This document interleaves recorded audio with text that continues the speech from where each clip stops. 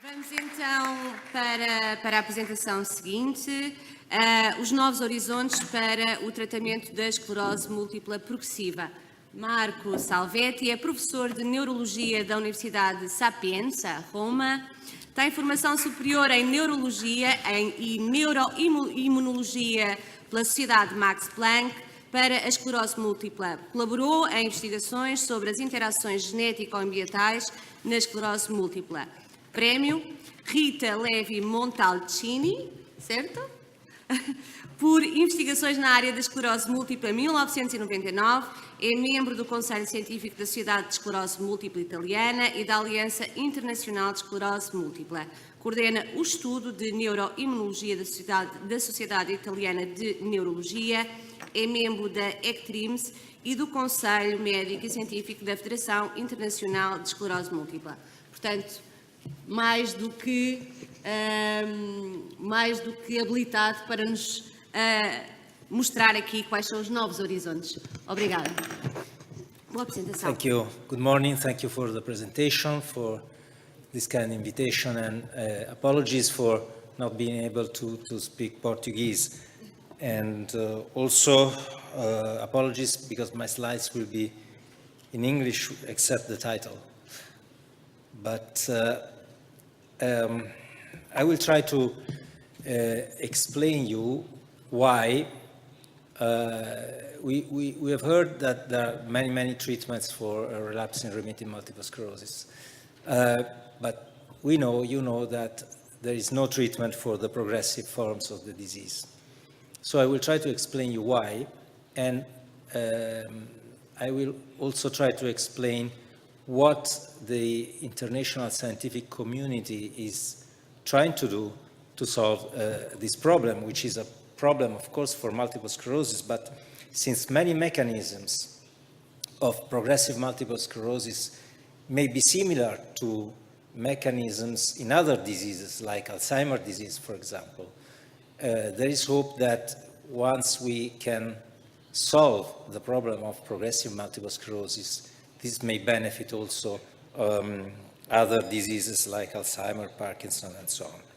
So why things are more difficult?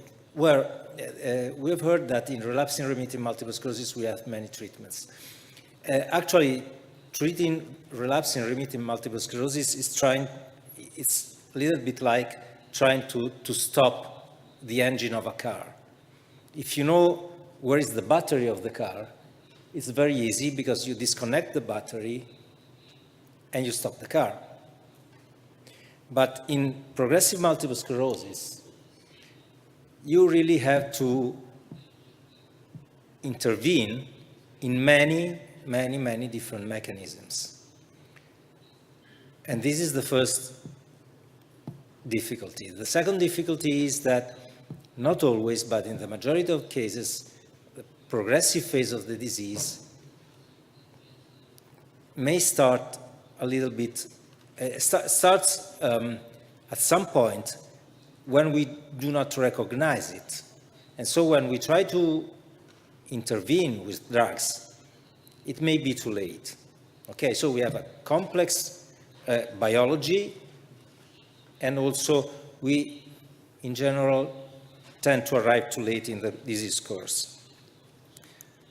So why is it a complex biology, progressive multiple sclerosis? Well, it's a complex biology because, for example, there are many cells in our brain. In our brains, there are neurons, there are astrocytes that are the skeleton of our brain. There are oligodendrocytes that you know very well that they form myelin and wrap neurons. And there is microglia that is a kind of immune system, a kind of defense cell that is resident in the brain. So just only speaking about the different type of cells we have, you understand that therapies must try to protect at least all of these kind of cells. And this is not easy. But also if we look at the broad number of mechanisms that compose the biology of the disease, you see that there is inflammation, of course. We know there is inflammation in MS. There is neurodegeneration, and there is another process that's ongoing, that is metabolic modification. What does it mean? It means that in order to stay alive, we have to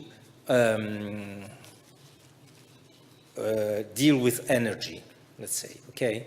So, and our metabolism is the process in our body that deals with energy and uses energy to allow us to stay alive. And the same is true for the brain. So if metabolism in the brain doesn't work, of course, also the brain doesn't work well. So let's talk first about inflammation in progressive MS. This is the part where we have had the biggest progresses because it has been shown actually by an Italian researcher, Francesca Luisi, that in progressive multiple sclerosis, she detected some structures here near the meninges that surround the brain that are similar to lymph nodes. You know lymph nodes, okay? They should not be in our brains, but in progressive multiple sclerosis, it is possible to find these structures of lymphocytes, okay? Actually, she also showed that in these structures, there may be the Epstein-Barr virus that may be one of the causes of multiple sclerosis, but this is debated and it doesn't matter for progressive multiple sclerosis. The important thing is that here, these cells that accumulate here may be part of the damage in progressive multiple sclerosis. How? You see here, this is a follicle. This is this kind of a lymph node that shouldn't be there, but for some reason, these cells secrete some toxic factors that damage the outer part, the external part of our brains, okay? So this is a mechanism of inflammation, of damage in progressive multiple sclerosis, and very interestingly, may explain what the previous speaker told you about ocrelizumab. Ocrelizumab is a drug against B cells. It's a drug against the cells that compose these lymph nodes. And as a matter of fact, it may give not much, but a little bit of protection in the progressive forms of multiple sclerosis.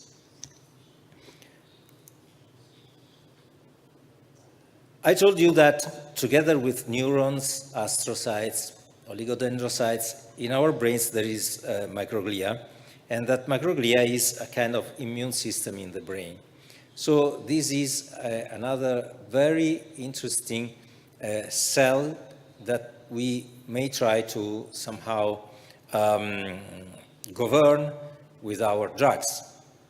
But here the problems are a little bit more complex because recently it has been shown that what seemed only one population of cells, as a matter of fact, is composed by two subpopulations. One is good, one is bad. So when we modulate these cells, we never know if we are doing something that will be in favor of the patient and of his disease, or actually will be somehow dangerous.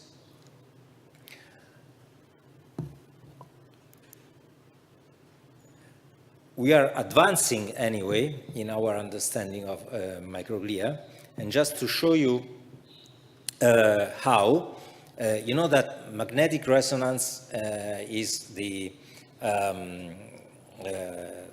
test you can do just to show in morphological terms the health of our brain, if there is disease activity, if there is not, if your lesions are increasing or not. With some special tracers, it is possible now to detect activated microglia through imaging techniques. And this is something that it is promising, for example, to try to monitor in the future therapies that are directed towards microglia and try to understand whether they are working or not, for example, in clinical trials. Going to the other two processes, neurodegeneration and metabolic modifications. As far as neurodegeneration is concerned, it is certainly a process that it is secondary to inflammation, because if there is inflammation, the neurons get damaged, no doubt. And also, if there is inflammation, they can degenerate also far from the inflammation and contribute to diffuse damage. But, and this is still debated, there may be also a neurodegeneration that is independent of inflammation, and this we don't understand it very well. I was telling you about the metabolism and energy metabolism, and also mitochondria in multiple sclerosis may suffer from the disease or be a component of the disease. What are mitochondria? Mitochondria are the lungs of our cells. So you understand that if the lungs of the cells suffer, the cells suffer, and particularly the neurons suffer. And again, this is also a very interesting and potentially important therapeutic target. You know that there are diseases that resemble multiple sclerosis that depend on mitochondria. And so again, there is a kind of a synergy in trying to design therapies effective for progressive multiple sclerosis, trying to restore the mitochondrial function, and this may be also useful for other diseases. So very important.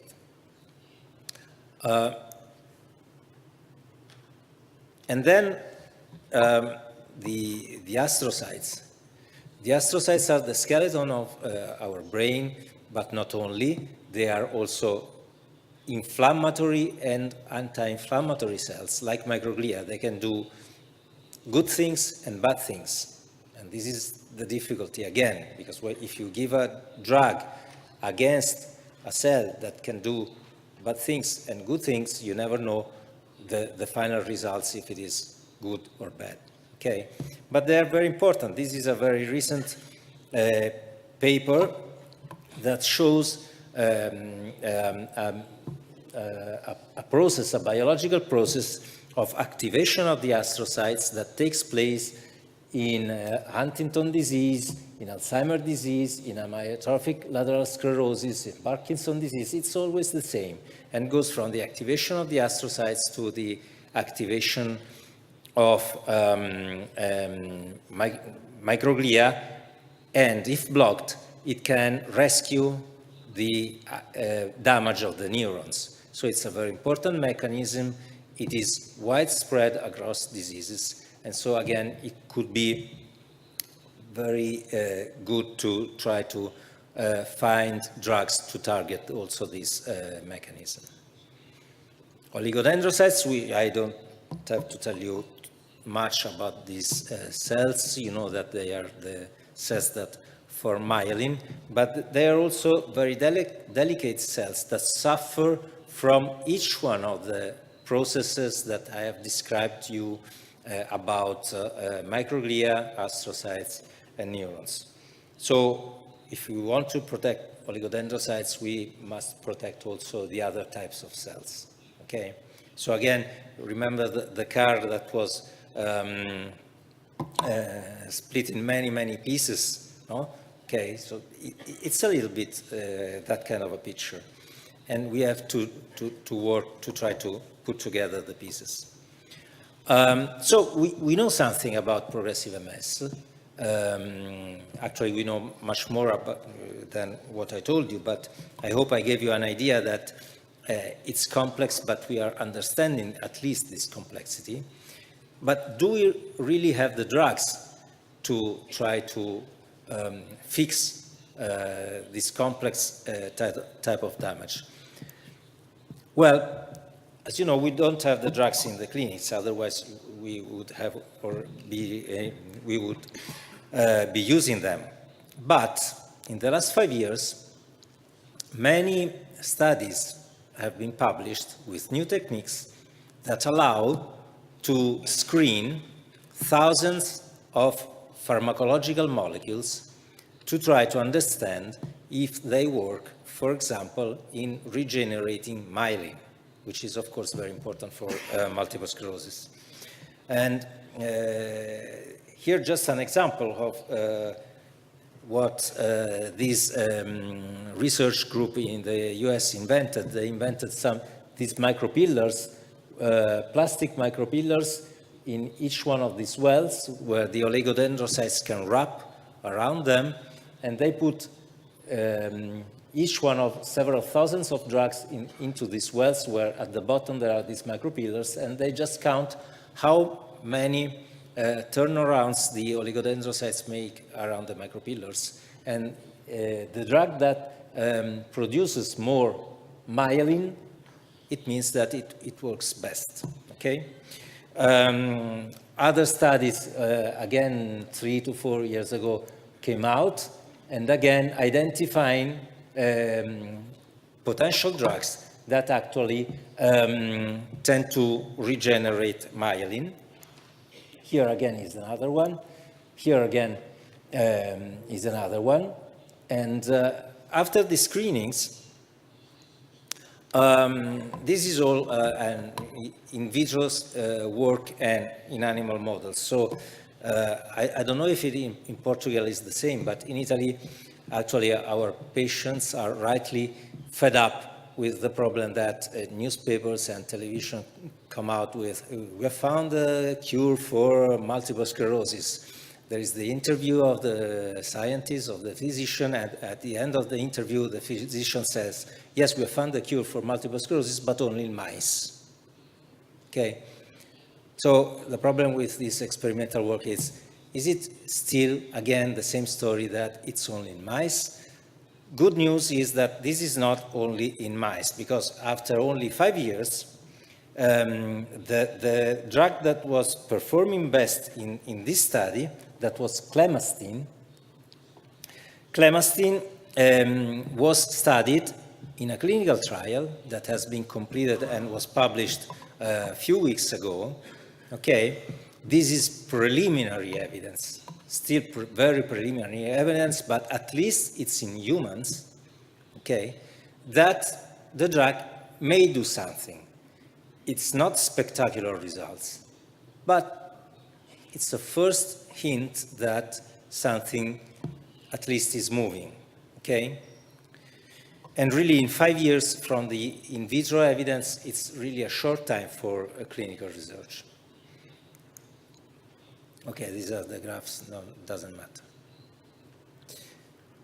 Also in this trial, it's very interesting that they not only use the evidence in patients, but they also use the induced pluripotent stem cells that are stem cells taken from your skin that can be transformed, for example, the oligodendrocytes, and then you can test the drugs on the oligodendrocytes of that patient. Okay, so this is something that will come out in the near future in many clinical trials, I think. But not only clemastine, for example, in this screening, the best drug was edaravone. Edaravone is a very interesting drug because edaravone is approved in Japan for ischemic stroke, but only in Japan. And this is very strange because in general, when a drug works, it is approved everywhere in the world.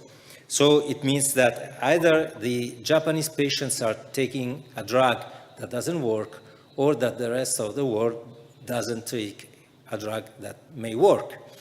And edaravone, however, was tested also in another neurological disease, amyotrophic lateral sclerosis, that you know it's a very aggressive and tremendous degenerative disease, and was approved in Japan again.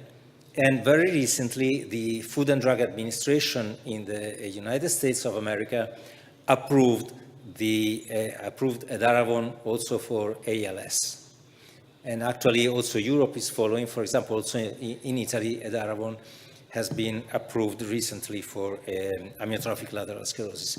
This means that the in vitro finding in models of multiple sclerosis with edaravone, again, it's not only a good news for the mice, it's also good news for the patients, because there may be something true about the in vitro and experimental results.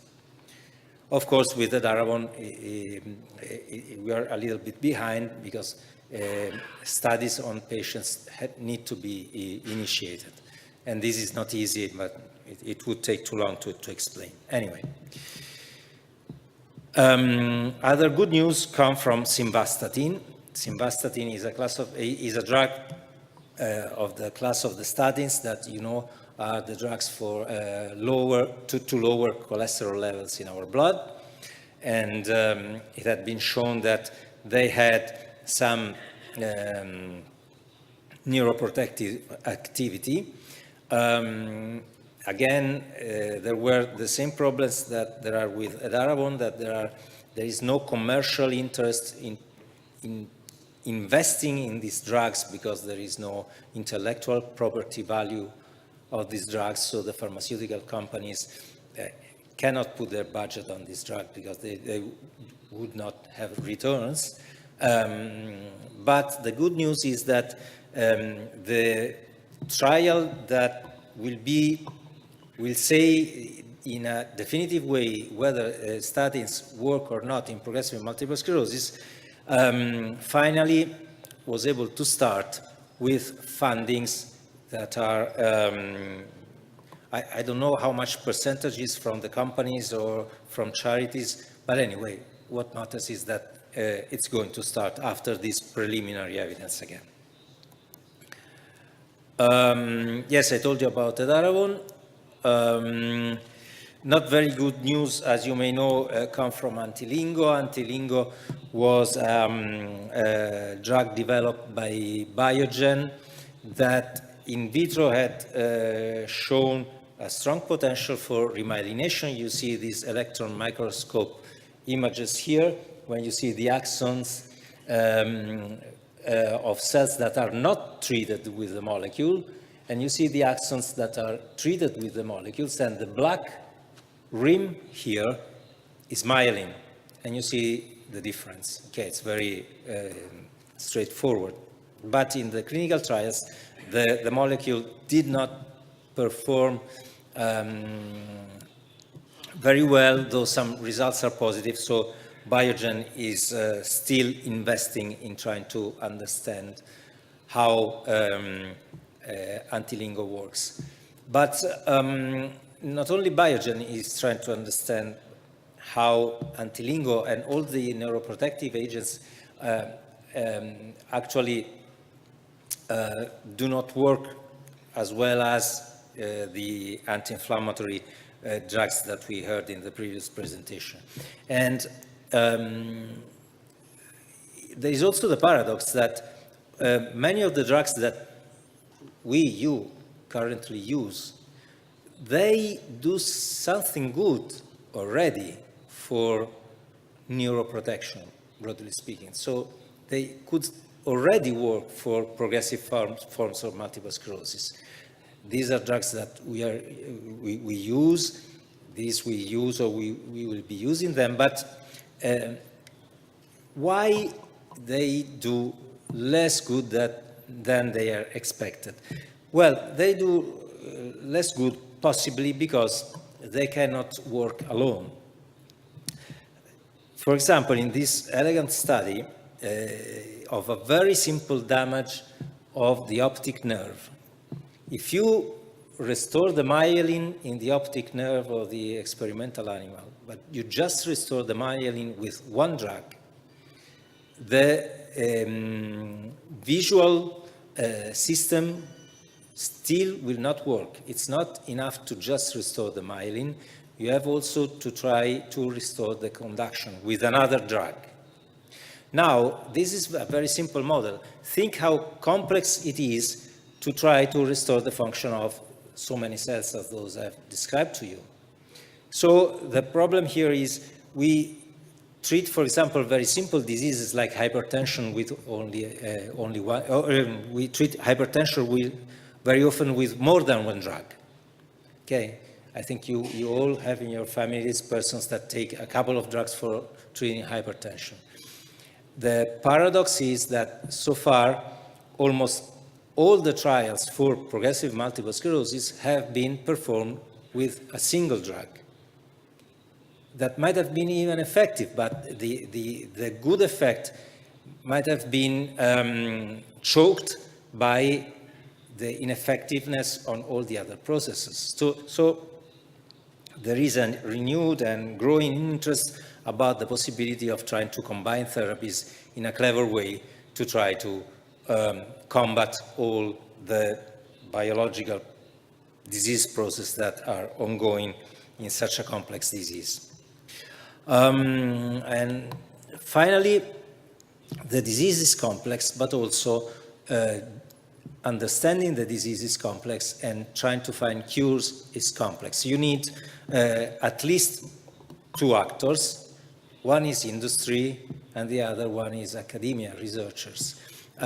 For some reasons, they are a little bit far from each other in terms of their mindset. They try to pursue different interests. And as Alessandro Liberati was saying some years ago, he was a physician who got multiple myeloma and died. But before dying, he wrote some editorial in very important scientific journal like The Lancet. And he said that in order to speed up research in every disease, we need to realign patient-oriented, industrial, and academic research. So he was trying to tell us that we must, in essence, try to work a little bit more together and with the illness in mind somehow. And of course, the only persons that really have the illness in mind are patients.